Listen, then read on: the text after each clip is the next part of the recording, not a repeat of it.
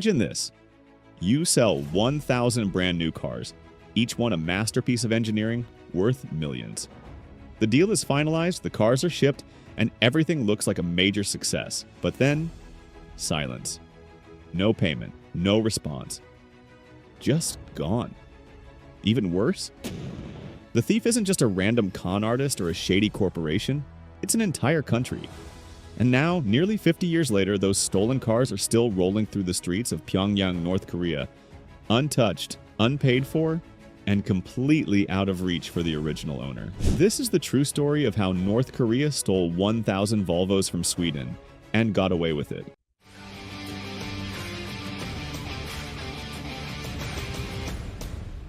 But this isn't just about stolen cars.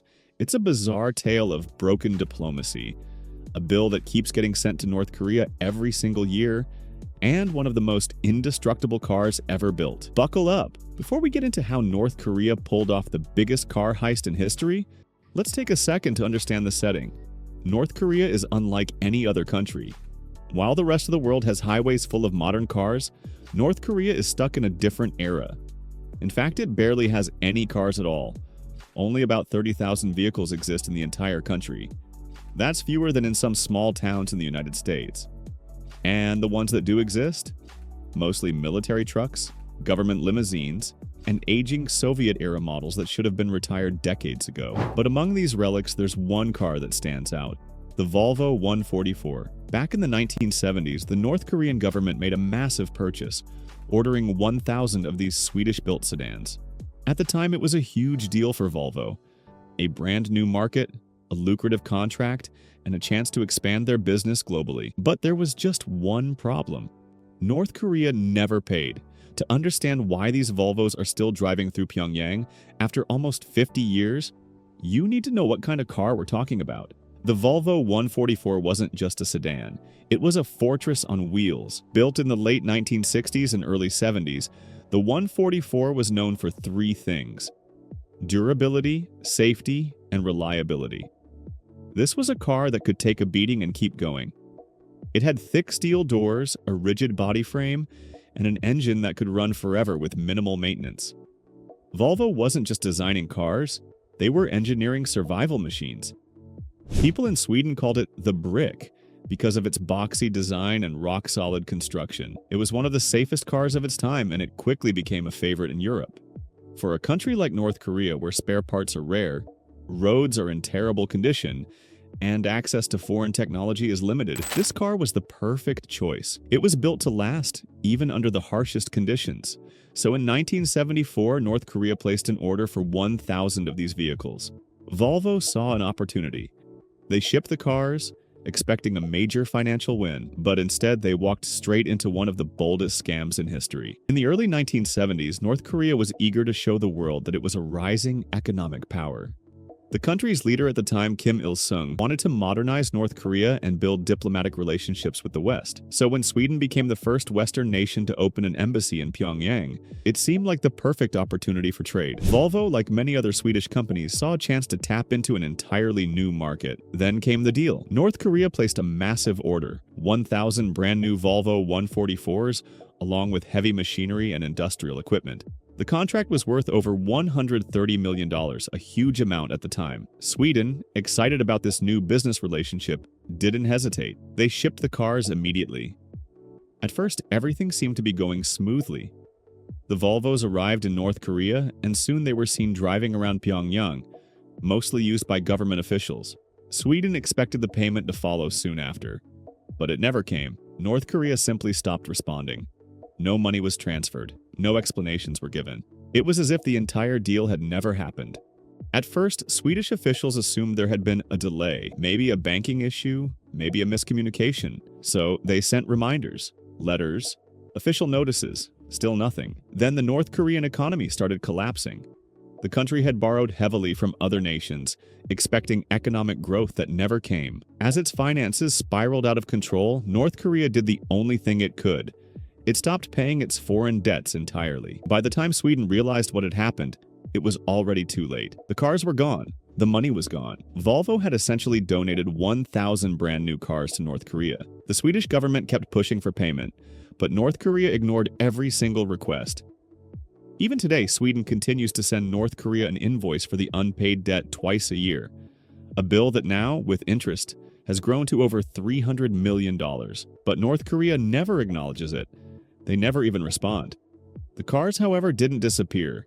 In fact, they were being put to use in a way that no one expected. While Sweden was dealing with its financial loss, something strange was happening in Pyongyang. The Volvos were everywhere. Instead of keeping them exclusively for government officials, North Korea put many of them to work as taxis. For years, bright blue Volvo 144s became a common sight in the capital, driving citizens around the city. Tourists and diplomats who visited North Korea in the 1980s and 90s reported seeing these stolen cars still in use. And here's the craziest part, they're still there. To this day, nearly 5 decades after they first arrived, these Volvos can still be seen on the streets of Pyongyang. They've been photographed countless times, driving alongside more recent imports from China and Russia, which raises an important question. How are they still running? North Korea is one of the most heavily sanctioned countries in the world. They can't just order Volvo parts from Sweden, so how have these cars managed to survive for so long? Some reports suggest that North Korea received a large shipment of spare parts along with the cars, enough to keep them running for decades. Others believe that parts are being smuggled into the country through China or Russia, something that has been reported with other foreign goods in the past. And then there's the theory that North Korea has managed to replicate the necessary parts itself, producing them in local factories. Whatever the case may be, one thing is clear. The Volvo 144 was built to last. While modern cars in North Korea are rare and often break down due to poor maintenance, these Swedish-built machines keep rolling, proving just how tough they really are. And while Sweden may never see a single cent from North Korea, there's one undeniable fact. Volvo unknowingly gave the country one of the most reliable car fleets in history. By now, you're probably wondering, why didn't Sweden do anything? Why didn't they take legal action or apply pressure to get their money back? The truth is, Sweden was in a difficult position. Sure, they could have tried to retaliate economically, but North Korea wasn't exactly a major trade partner. Cutting ties would have done more harm to diplomacy than to North Korea's economy. And then there's the fact that Volvo itself didn't actually suffer a financial loss. The deal was backed by Sweden's Export Credit Agency, meaning that when North Korea failed to pay, Volvo was reimbursed by the Swedish government. But here's the interesting part. Sweden never officially wrote off the debt. To this day, twice a year, Sweden still sends North Korea an invoice for over $300 million, adjusting for interest. It's almost a tradition at this point. A bill that will never be paid, but one that Sweden insists on sending anyway. Of course, North Korea doesn't even acknowledge it. They just pretend it doesn't exist, just like they did nearly 50 years ago. But the real reason Sweden never escalated the situation comes down to one thing: diplomacy. Unlike many Western nations, Sweden actually maintains a working relationship with North Korea. Their embassy in Pyongyang is one of the very few Western diplomatic offices in the country. And because of this, Sweden has often played a crucial role as a mediator.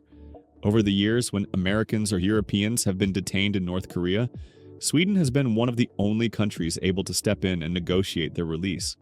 So, in a way, those 1,000 stolen Volvos became the price of diplomacy.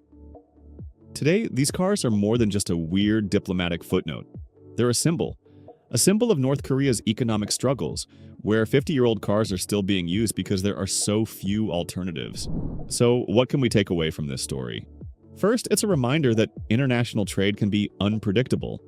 What seemed like a promising business deal turned into an unpaid invoice that's been collecting dust for almost 50 years. Second, it highlights Sweden's unique approach to diplomacy. Rather than escalating the issue, Sweden chose to maintain a working relationship with North Korea, which has allowed them to act as a key mediator in international affairs. And finally, it proves one undeniable fact: Volvo builds cars that last. Despite everything, no official maintenance, no easy access to spare parts, and decades of wear and tear, these Volvos are still running. Whether it's due to stockpiled parts, clever repairs, or just exceptional engineering, these cars have become an unlikely symbol of durability. At this point, Sweden may never get its money back, but one thing is certain: Its cars have left a lasting mark in one of the most isolated countries in the world. Let us know what you think in the comments. And if you enjoyed this story, make sure to like and subscribe for more fascinating stories from history, business, and the automotive world.